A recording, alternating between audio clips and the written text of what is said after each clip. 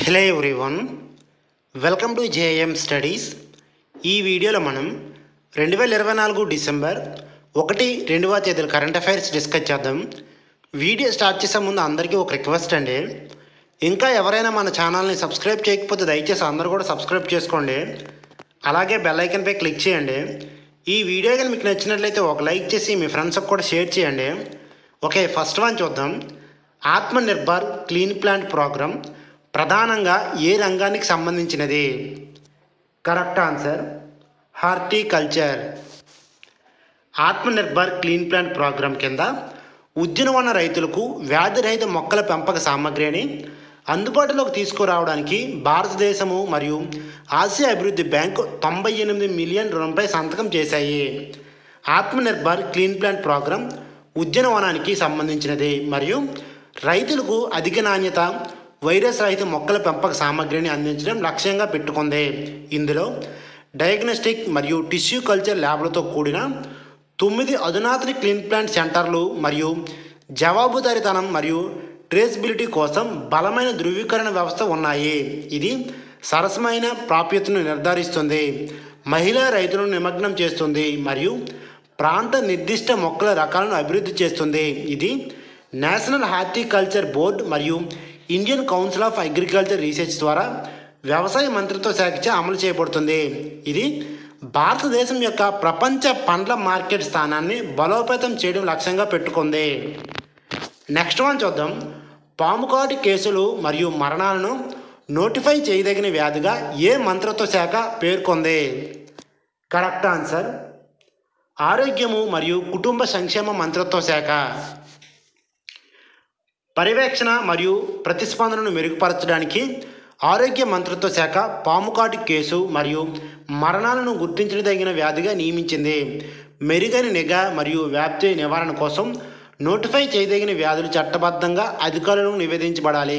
అటువంటి వ్యాధులను అమలు చేయడం మరియు తెలియజేయడం రాష్ట్రాల బాధ్యత. National action plan for snake bite envenoming 2030 నాటికి పాముకాటు మరణాలు మరియు వైకల్యాలను 50% తగ్గించాలని లక్ష్యంగా పెట్టుకుంది. ఇతర గుర్తించదగిన వ్యాధులలో ఎయిడ్స్, హెపటైటిస్ మరియు డెంగ్యూ ఉన్నాయి. హూ యొక్క అంతర్జాతీయ ఆరోగ్య నిబంధనలు ప్రపంచ ఆరోగ్య పర్యవేక్షణ కోసం కొన్ని వ్యాధులను హూకి నివేదించడం తప్పనిసరి. నెక్స్ట్ వన్ చూద్దాం. వార్తల్లో కనిపించిన high energy stereoscopic system observatory ఏ దేశంలో ఉంది?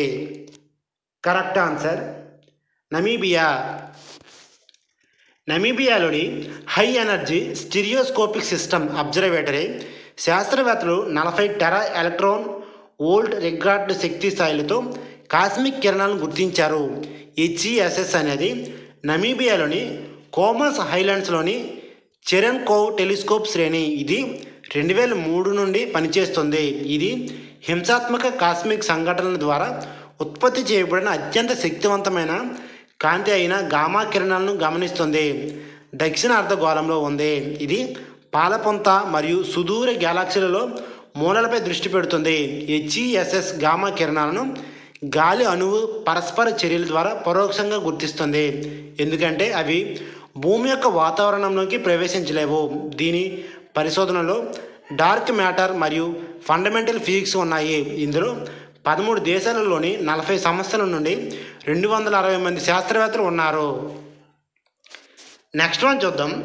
వార్తల్లో కనిపించిన నోట్రే డామ్ క్యాథడ్రల్ ఏ దేశంలో ఉంది?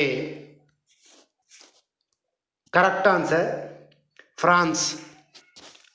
2019లో జరిగిన వినాశకరమైన అగ్ని ప్రమాదం తర్వాత నోట్రే డామ్ క్యాథడ్రల్ను పునర్నిర్మించిన 1000 మంది కళాకారులను ఫ్రెంచ్ అధ్యక్షుడు ప్రశంసించారు.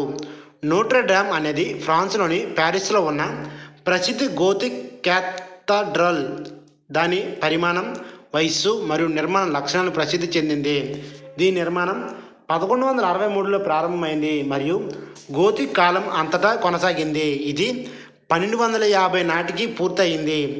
ఇది నెపోలియన్ పట్టాభిషేకం మరియు రాజ వివాహాలతో సహా ముఖ్యమైన సంఘటనల ప్రదేశము. ఏప్రిల్ 15, 2019 జరిగిన అగ్ని ప్రమాదంలో పైకప్పు మరియు గోపురం తీవ్రంగా దెబ్బతిన్నాయి. క్యాథడ్రల్ యునెస్కో ప్రపంచ వారసత్వ ప్రదేశము సహజ శిల్పాలు మరియు గాజు కిటికీలను ప్రదర్శిస్తుంది. నెక్స్ట్ వన్ చూద్దాం. ఏ రాష్ట్రానికి చెందిన గర్చోలా భౌగోళిక సూచిక ట్యాగ్ని అందుకుంది? సారీ అండి, మళ్ళీ ఒకసారి చదువుతాను చూడండి. ఏ రాష్ట్రానికి చెందిన గర్చోలా భౌగోళిక సూచిక ట్యాగ్ని అందుకుంది?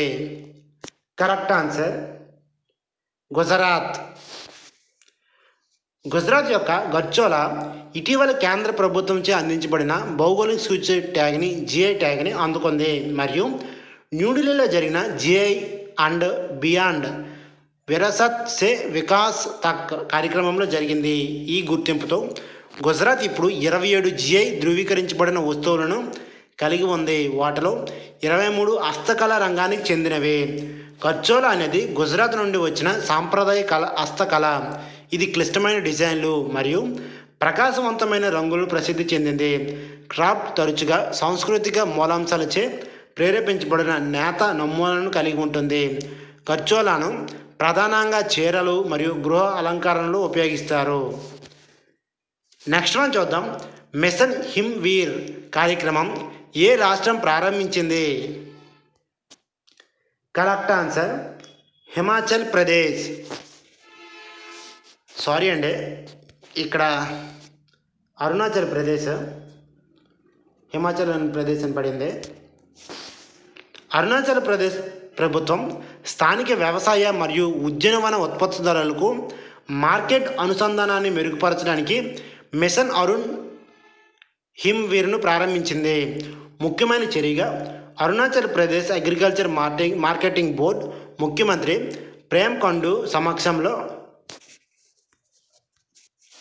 Indo Tibetan border police north east ఫ్రాంటియర్తో అవగాహన ఒప్పందంపై సంతకం చేసింది.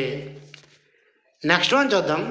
అంతర్జాతీయ బానిసత్వ నిర్మూలన దినోత్సవం ఏ రోజు నిర్వహించబడుతుంది? Correct answer December 2. బానిసత్వ నిర్మూలన కోసం అంతర్జాతీయ దినోత్సవం ఏటా డిసెంబర్ 2న నిర్వహించబడుతుంది.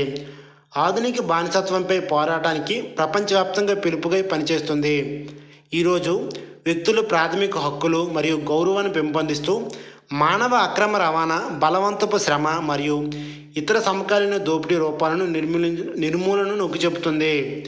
ఐక్యరాజ్య సమితి జనరల్ అసెంబ్లీ డిసెంబర్ 2, 1949న వ్యక్తులలో ట్రాఫిక్, అణచివేత మరియు ఇతర వ్యభిచార దోపిడీకి సంబంధించిన కన్వెన్షన్ ఆమోదించడానికి గుర్తుగా ఈ రోజును ఏర్పాటు చేసింది. ఈ మైలురాయి తీర్మానం ప్రపంచవ్యాప్తంగా మానవ అక్రమ రవాణా మరియు దోపిడీని పరిష్కరించడానికి ఉద్దేశించబడింది.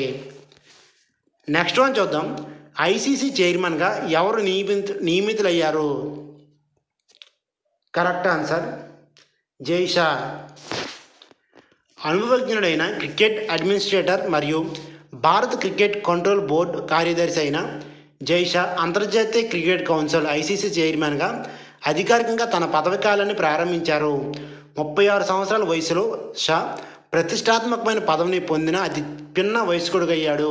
అతని నాయకత్వం గ్లోబల్ క్రికెట్కు కీలకమైన దశలో ఉంది.